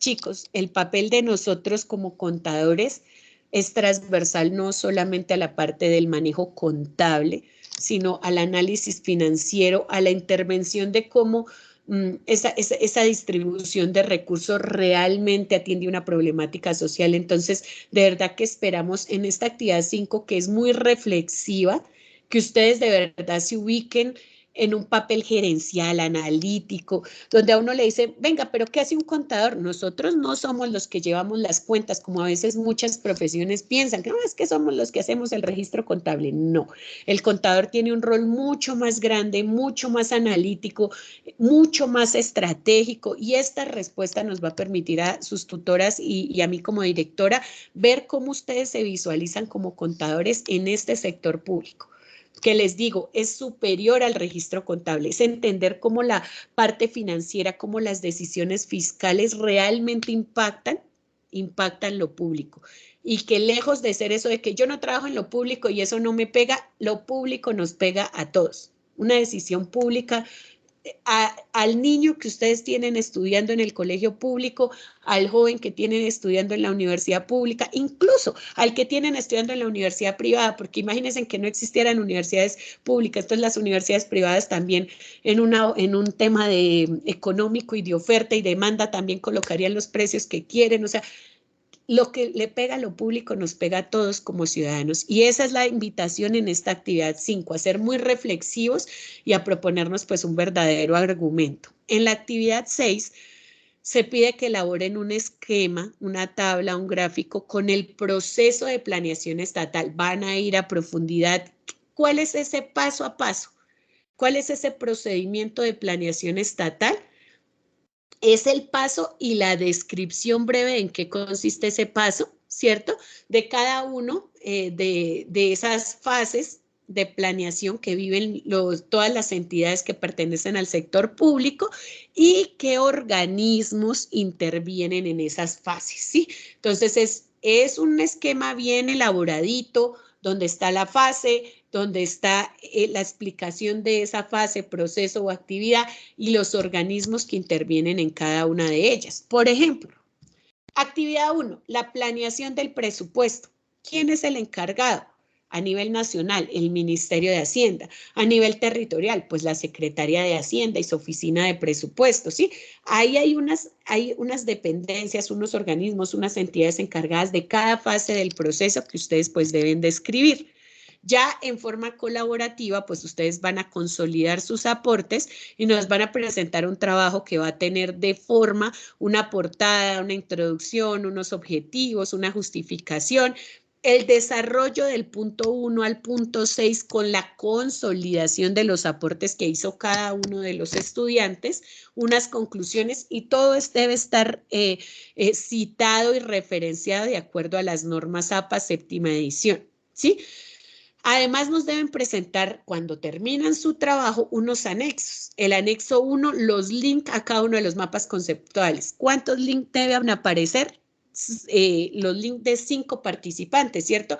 Link del mapa 1, link del mapa 2. Revisen que los mapas los puedan abrir sus tutoras, porque chicos, ustedes son muchos estudiantes, tenemos asignados muchos estudiantes y a veces pues igual, así iniciemos con el grupo 1, con el grupo 370, pues de aquí a que lleguemos a la revisión, cuando nosotros llegamos y abrimos un link y no se puede abrir, pues no podemos asignar la calificación que deberíamos asignar. Entonces revisen que sin necesidad de que sus tutoras creen cuentas puedan acceder a los links de los mapas, que queden públicos para que ellas los puedan revisar. De ahí que compártanlos en los foros para que de una vez el link se pueda abrir y si se llega a presentar algún problema con el link, con tiempo la tutora les pueda decir, no chicos, ese link no me está abriendo, solucionenlo, publiquenlo, manéjenlo en otro lado y no cuando ya llega el entorno de evaluación. 2, el anexo con los pantallazos de los roles. Ustedes saben que en la guía hay unos roles, unos tienen los roles de contadores, otros de auxiliar contable. Es muy importante que nos permitan ver que ustedes se reunieron, trabajaron en equipo y cada uno cumplió el rol que nos están compartiendo en el foro que asumieron. Y tercero, el link a cada uno de los archivos Word del trabajo individual. ¿Qué quiere decir? Que no es que si acá nos colocan la respuesta 1 en general, abajo en el anexo 3 debe venir el desarrollo de cada uno. Entonces, yo, Natalia, entregué mis aportes, pero yo desarrollé los 6 puntos. Y eso va, el link a mi trabajo va en el anexo 3. ¿Listo? Entonces, es una tarea que los invita a ustedes a trabajar desde ya exhaustiva, que esperamos que se entregue de una gran calidad, porque aunque es colaborativa, miren que les exige a ustedes un esfuerzo individual muy, muy alto. Entonces, en el entorno inicial, ustedes deben consultar la agenda del curso, la fecha de apertura, que dijimos que fue en agosto, ¿cierto? Finaliza 27 de septiembre. En el entorno de aprendizaje, todos debieron descargar la guía, la deben estar desarrollando de acuerdo a sus roles, y el estudiante que tiene el rol del contador, pues nos va a cargar en el entorno de evaluación su trabajo, el cual cumple de forma con estas, cada uno de estos puntos que acaba de socializar y con los 3 anexos. El anexo de los links a los mapas conceptuales, el anexo a las evidencias del cumplimiento de roles y el anexo a los archivos de los trabajos individuales de cada uno. Entonces, hasta acá, pues la explicación de la guía. Quiero que entonces, si alguno tiene alguna duda, comentario, darles el espacio para que puedan hacer las preguntas.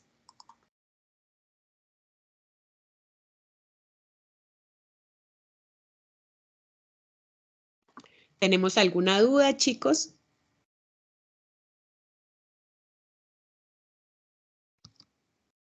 Bueno, Sí, entonces, señora. Preguntando que si los anexos van dentro del mismo documento.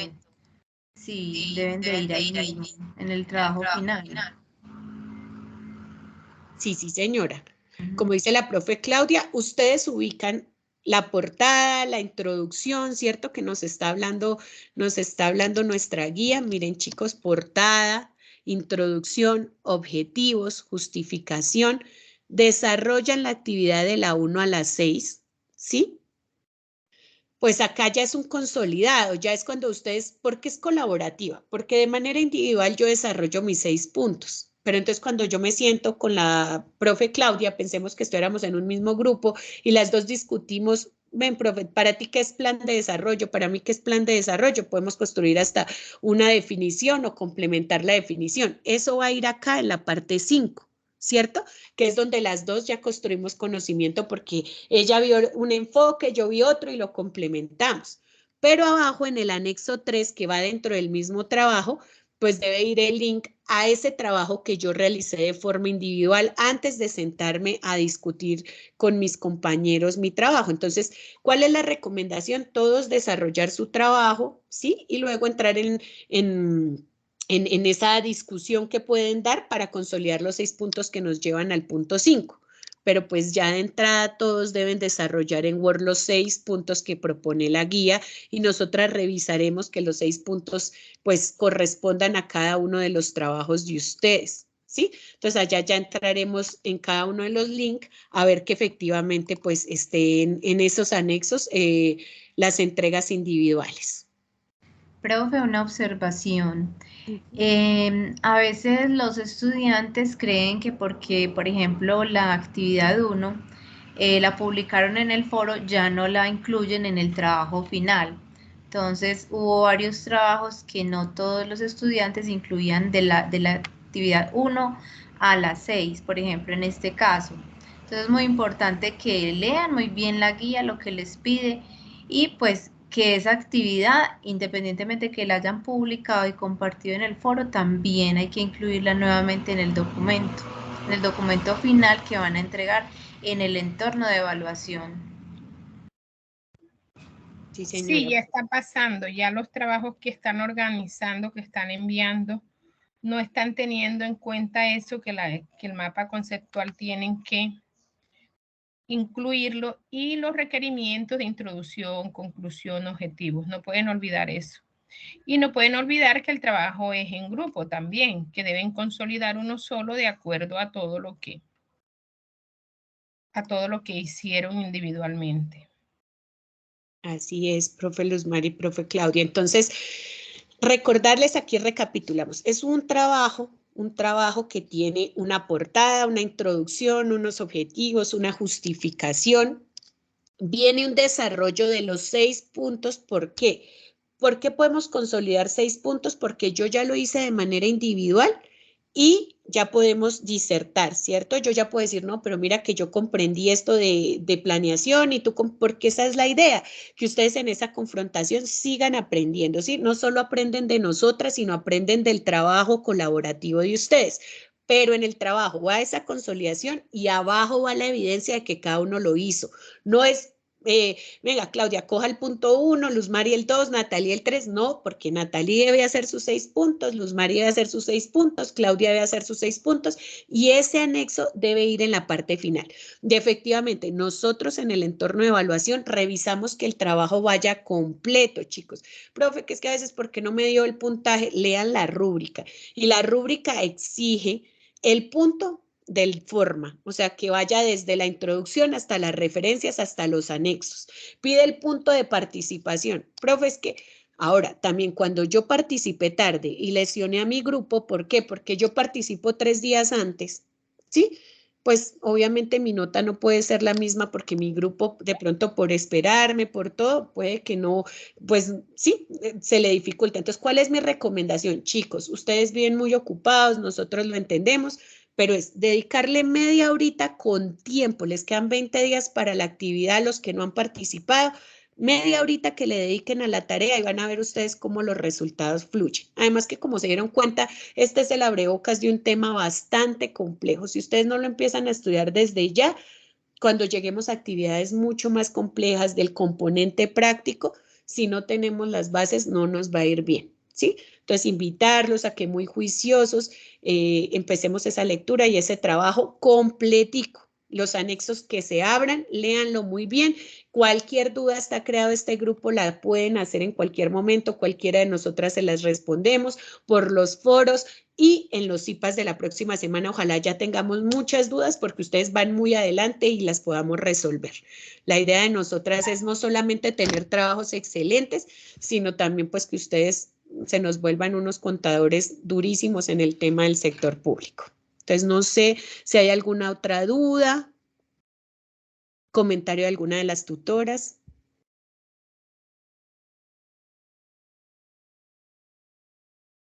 Entonces, creo que no.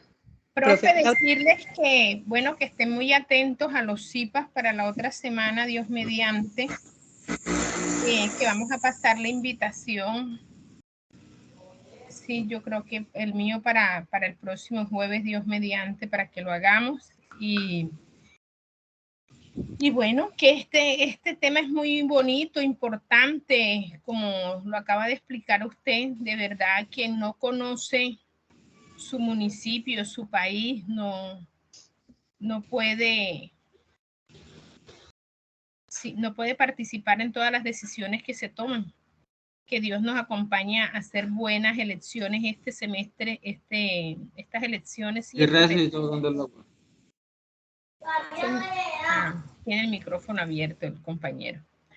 Porque es las decisiones del municipio, de los departamentos que van a recaer sobre nosotros, nuestros hijos, nuestras familias. Entonces, que sea Dios acompañándonos en esas elecciones y acompañándonos en este semestre o periodo académico para que sea de mucho conocimiento. Los esperamos esta semana y estamos prestas a servirles, cuentan con nosotros. No lo olviden. Gracias, profe.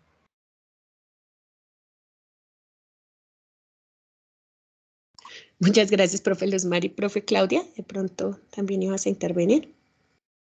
Bueno, no, a desearles pues muchos éxitos en el desarrollo de este curso, que estaremos atentas también pues como a resolver las dudas. Esperamos que con nuestra experiencia también podamos aportar bastante al conocimiento y al desarrollo de las actividades de cada uno de los estudiantes, que se pongan las pilas y como dice la profe Luzmari, esta es una oportunidad para conocer el desarrollo y el presupuesto de nuestros municipios, para poder participar en diferentes acciones, ¿cierto?, que tienen las alcaldías o los distritos, y nosotros poder aportar y velar por que se asignen y se distribuyan y se traen pues bien los recursos que son asignados para cada uno de ellos.